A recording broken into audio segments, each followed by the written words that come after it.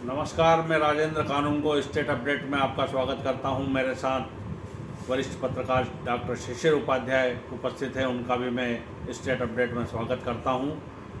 और आज की चर्चा का विषय हम ये रखना चाह रहे हैं कि कल देश के गृह मंत्री अमित शाह जी का भोपाल प्रवास है, मध्य प्रदेश प्रवास है। अब उनका मध्य प्रदेश प्रवास इतनी जल्दी हो रहा है, इससे ऐसा प्रतीत होता है कि वो सब कुछ कंट्रोल अपने पास रखना चाह रहे हैं। अब चुनावी दृष्टि से उनके ये प्रवास बहुत महत्वपूर्ण होते जाएंगे, क्योंकि जिसमें वो बैठ के लेंगे, लोगों का काम विभाजन हो सकता है, किसी को क्या निर्देश दे सकते हैं, तो ऐसी स्थिति निर्मित होगी। अब मैं इस पर विस्तृत प्रकाश डालने के लिए डॉक्टर शिशिर उपाध्याय से मैं अनुरोध करता हूं कि वो बताएं कि ये इसको किस दृष्टि से देख रहे हैं उनके प्रवास को। नमस्कार।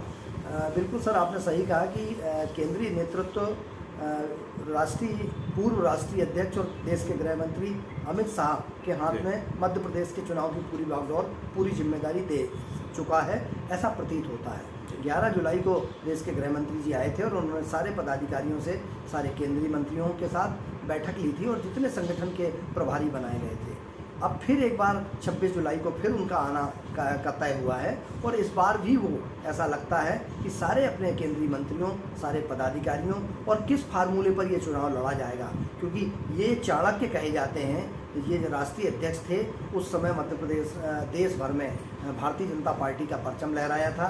उत्तर प्रदेश के प्रभारी रहते हुए इन्होंने उत्तर प्रदेश में भारतीय जनता पार्टी को सत्ता में की गद्दी पर पहुंचाया था। और यही वजह है शायद कि अमित शाह का जो है, अमित शाह की जो योजना है, अमित शाह की जो रणनीति है, वह कहीं ना कहीं सफल होती है। और यही कारण है कि अमित शाह बार बार यहाँ आकर सब लोगों से डिस्कशन कर रहे हैं, चर्चा कर रहे हैं। एक बात और मुझे ऐसा लगता है सर, आप शायद इसमें आपकी क्या राय है ये हमारे दर्शक जानेंगे कि अमित शाह अगर एक्टिव हैं तो मुझे लगता है कि गुजरात फार्मूला मध्य प्रदेश में लागू किया जा सकता है, क्योंकि जेपी नड्डा तक तो इसकी उम्मीद कम थी, लेकिन अमित शाह बहुत स्ट्रेट फॉरवर्ड, स्ट्रिक्ट होकर मध्य प्रदेश में जो हारे हुए हैं उनको संगठन में काम देने की जिम्मेदारी, ऑफिस की संचालन की जिम्मेदारी दे देंगे और नए चेहरों को सामने लाने की बात करेंगे। बिल्कुल, नए चेहरे जब सामने आएंगे तो पुराने जो दाग धब्बे हैं उसकी तरफ लोगों का ध्यान नहीं जाएगा और नए चेहरे सामने आएंगे।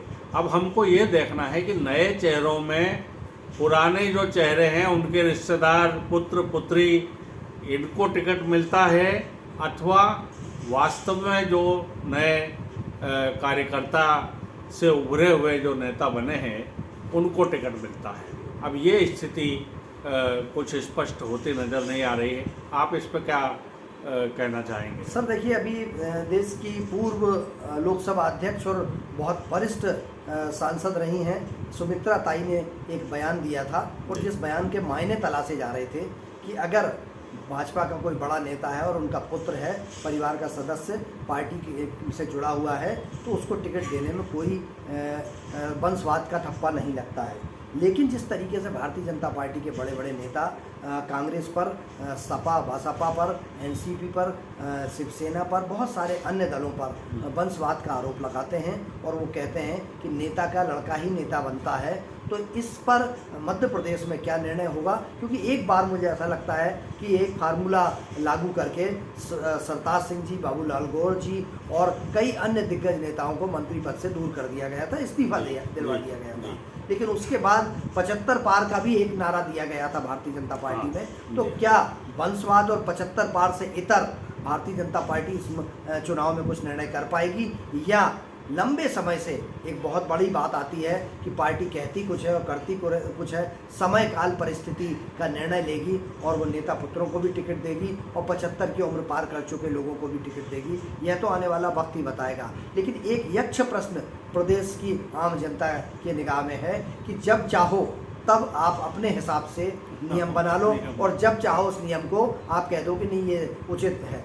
कांग्रेस के लिए या सपा बसपा के लिए, सपा के लिए, शिवसेना के लिए, लालू प्रसाद यादव जी की पार्टी के लिए, बहुत सारी पार्टियों के लिए ये लागू होता है, लेकिन आपके लिए ये लागू नहीं होता है। क्योंकि अनुराग ठाकुर पूर्व मुख्यमंत्री के सुपुत्र हैं, या माननीय केंद्रीय रक्षा मंत्री जो हैं राजनाथ सिंह जी के सुपुत्र अगर विधायक हैं, या मध्य प्रदेश में कैलाश विजयवर्गीय जी के सुपुत्र विधायक हैं, या कैलाश जोशी जी के सुपुत्र पूर्व मुख्यमंत्री जी के या सुंदर लाल पटवा जी के भतीजों को टिकट दिया जाता है, तब ये वंशवाद का आरोप नहीं लगता है। क्योंकि भोजपुर क्षेत्र हो या देवास का दूसरा क्षेत्र हो या दूसरे अन्य इंदौर के क्षेत्र हो या दूसरे अन्य कार्यकर्ताओं को भी अवसर मिलने की बात हमेशा दबी जवान से उठती रही है। शिशिर जी, इसमें जो एक बात यहाँ खड़ी हो रही है कि यदि बीजेपी इस फार्मूले को अपना लेती है कि नहीं, हम तो वंशवाद नहीं अपनाएंगे और किसी नेता पुत्र या पुत्री या उनके रिश्तेदारों को टिकट हम नहीं देंगे और 75 पार वालों को टिकट नहीं देंगे, तो कांग्रेस को भी ये सोचना पड़ेगा कि हम क्या करें, क्योंकि उस पर फिर आरोप लगेगा कि आप किस प्रकार की राजनीति कर रहे हैं। बिल्कुल, कांग्रेस में लेकिन उनका जो नेतृत्व करता है, जो दूल्हा है, जो मुख्यमंत्री पद का दावेदार है, वही बहुत सीनियर हैं और बहुत उम्र दराज हो चुके हैं, और इसलिए मुझे लगता है कि कांग्रेस में यह फार्मूला नहीं चल पाएगा। कांग्रेस में तो वही फार्मूला चल रहा है जो कमलनाथ जी मध्य प्रदेश में चाह रहे हैं, दिग्विजय सिंह जी चाह रहे हैं। लेकिन भारतीय जनता पार्टी चूँकि जो जिस लेवल पर विश्व भर में सबसे बड़ी पार्टी है पूरे विश्व की, और उसका अपना नियम सिद्धांत है, लेकिन जनता इसको ऑब्जर्व करती है सर, कि दिखाने के दांत और खाने के दांत अलग अलग नहीं होना चाहिए। आप कहते कुछ और करते कुछ हो। क्योंकि अभी एक एनसीपी के नेता ने, जो अभी भारतीय जनता पार्टी की सरकार में वहाँ पर मुख्यमंत्री उप मुख्यमंत्री बने हैं महाराष्ट्र में, उन्होंने अपने चाचा जी के बारे में कहा था कि अब आप इतने साल के हो गए, कब तक पदों पर बने रहोगे, अब छोड़ो, नए लोगों को मौका दिया जाए। तो ये लागू बाकी लोगों पर भी होता है, क्योंकि ये अगर बाल ठाकरे जी के सुपुत्र पर लागू होता है तो यह मध्य प्रदेश के कई नेताओं पर भी लागू होता है कि आप कब तक आप सांसद बनते रहेंगे, आप विधायक बनते रहेंगे, आप मंत्री बनते रहेंगे। मुझे अभी आपको याद हो तो गोपाल भार्गव जी ने कहा था कि मैं तो 93 साल तक जो है वो चुनाव लड़ूंगा। तो ये तो बहुत बड़ी भविष्यवाणी कि 3 अकेले चुनाव अभी मैं और लड़ूंगा। तो ये इस प्रकार की बात फिर क्या मानी जाएगी क्या कि भाई जब 75 का फार्मूला यदि लागू करते हैं तो फिर ये 93 कहाँ से आएगा, कैसे फिट बैठेगा? मुझे नहीं लगता सर कि ये इसको मानेंगे, और ये सब अपने अपने नियम और अपनी अपनी ढपली अपना अपना राग अलापते रहते हैं। लेकिन भारतीय जनता पार्टी में सिद्धांत है, भारतीय जनता पार्टी में अपने नियम कानून कायदे हैं, उसको जैसा अमित शाह कहेंगे फिर कोई नहीं बोल पाएगा। हाँ, ये हो सकता है गोपाल भार्गव की जगह उनके सुपुत्र को दे दिया जाए, नरोत्तम मिश्रा जी की जगह उनके सुपुत्र को दे दिया जाए, जैसे कैलाश विजयवर्गीय जी के यहाँ किया गया है। जी, तो अभी जो वर्तमान परिस्थिति है उसके पर यदि हम केंद्रित हों तो अमित शाह जी का कल का जो प्रवास है वो बहुत महत्वपूर्ण होगा। लोगों को महत्वपूर्ण दायित्व दिए जाएंगे और उनकी बैठक चलेगी। एक लगभग रात के 11-12 बजे तक उनकी बैठक चलती रहेगी। अगले दिन वो वापस दिल्ली चले जाएंगे और इस बीच में जो भी निर्देश दे करके जाएंगे उसका पालन जो है वो नेताओं को, कार्यकर्ताओं को करना पड़ेगा।